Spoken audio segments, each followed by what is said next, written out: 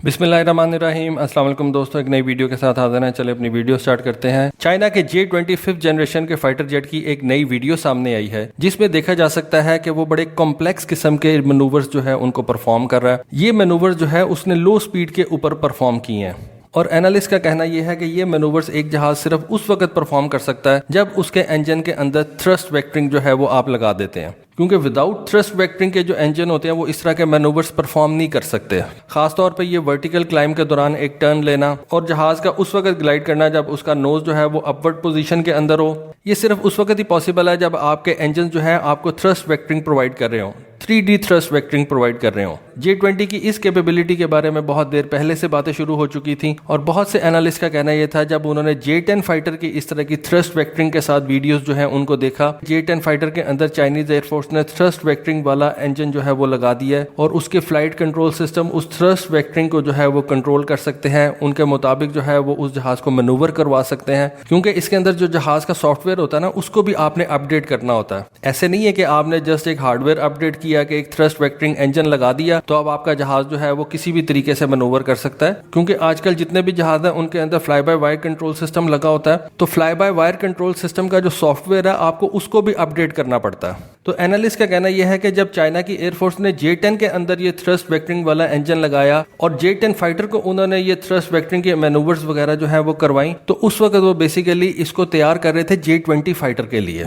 और J-10 fighter jet जो है वो उस वक्त एक टेस्ट बेड के तौर पे इस्तेमाल किया गया था। और आई बिलीव J-10 दुनिया का वाहिद फाइटर जेट है जो कि एक सिंगल इंजन फाइटर जेट है और उसके अंदर थ्रस्ट वेक्टरिंग कैपेबिलिटीज जो है वो शामिल है।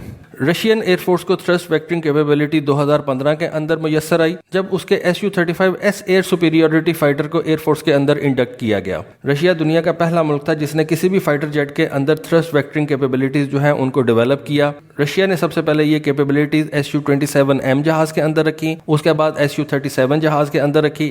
ये 1990 की बात है। Su-27M जहाज के अंदर 2 डायमेंशनल थ्रस्ट वेक्टरिंग थी, Su-37 जहाज के अंदर 3 डायमेंशनल थ्रस्ट वेक्टरिंग थी। और इंडिया दुनिया का पहला मुल्क था जिसने अपनी एयरफोर्स के अंदर इन थ्रस्ट वेक्टरिंग जहाजों को जो है पहली दफा इंडक्ट किया। इंडियन एयरफोर्स ने जब ये 2002 के अंदर Su-30 जहाजों को अपनी एयरफोर्स में इंडक्ट किया तो ये दुनिया के पहले ऑपरेशनल थ्रस्ट वेक्टरिंग वाले जहाज बने। इससे पहले किसी भी एयरफोर्स के पास इस तरह के थ्रस्ट वेक्टरिंग वाले जहाज नहीं थे जो कि ऑपरेशनल हों। अब इस वक्त J-20 जो है वो दुनिया का दूसरा 5th जनरेशन जहाज है जो कि बोथ प्रोडक्शन के अंदर भी है और एक एयरफोर्स के साथ ऑपरेशनल भी है और स्क्वाड्रन लेवल स्ट्रेंथ के साथ जो है वो काम कर रहा है। दूसरा जहाज जो है वो अमेरिका का F-35 है। Su-57 जो कि एक 5th जनरेशन वाला जहाज है वो अभी ऑपरेशनल भी नहीं हुआ हुआ, बल्कि रशिया ने अभी उसका कोई एक सिंगल स्क्वाड्रन जो है उसको भी रेज नहीं किया हुआ। मार्च 2022 के अंदर कहा जाता है कि J-20 और F-35 जहाज जो है वो एक दूसरे के सामने आए थे। इस वाक़े की डिटेल्स तो हमारे पास नहीं है, लेकिन कहा यह जाता है कि मार्च 2022 के अंदर J-20 और F-35 जहाज का आमना सामना हुआ था।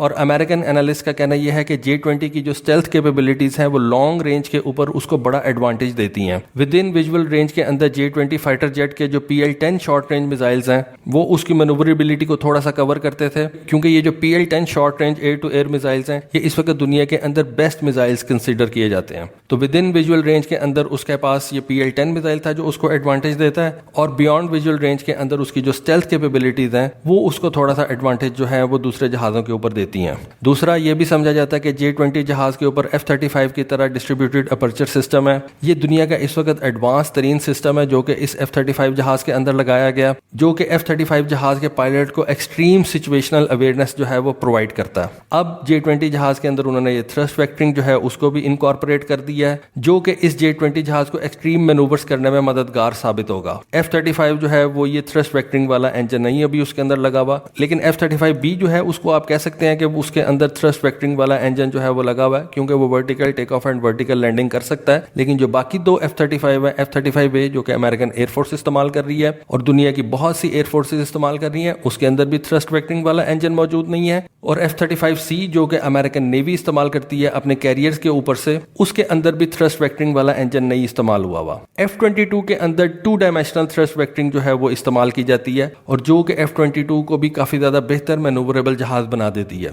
अब चाइना ने J-20 के अंदर 3 डायमेंशनल थ्रस्ट वेक्टरिंग जो है उसको इनकॉर्पोरेट कर दी है, और अगर आप इस 3 डायमेंशनल थ्रस्ट वेक्टरिंग को PL-10 short range air to air missile के साथ मिला के इस्तेमाल करें तो आई बिलीव ये दोनों चीजें J-20 को विद इन विजुअल रेंज के अंदर भी दुनिया का एक बेस्ट फाइटर बना देती हैं।